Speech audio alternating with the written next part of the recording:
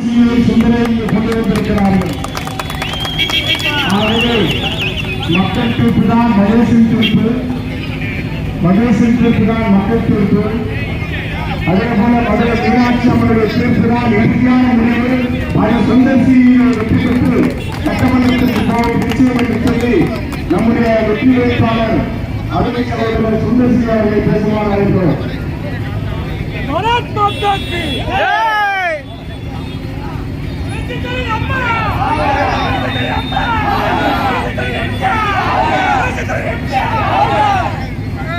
அன்புக்கும் மதிப்பிற்கும் உரிய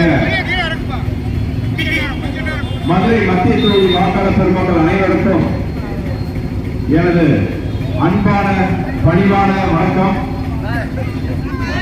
இந்த பிரச்சார பயணத்தில் எனக்காக வீரனை சிந்தி ரத்தம் சிந்தி தங்கள் உழைப்பை கொட்டி நமது வெற்றியை உறுதிப்படுத்தியிருக்கிறோம்.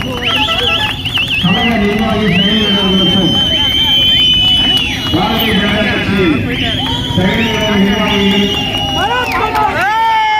அம்மா மக்கள் முன்னேற்ற கழக செயலாளர்களுக்கும் நிர்வாகிகளுக்கும் மற்றும் அனைத்து கூட்டணி கட்சி தலைவர்கள் செயலாளர்கள் நிர்வாகிகள் அனைவருக்கும் எனது மனமார்ந்த நன்றி. இன்று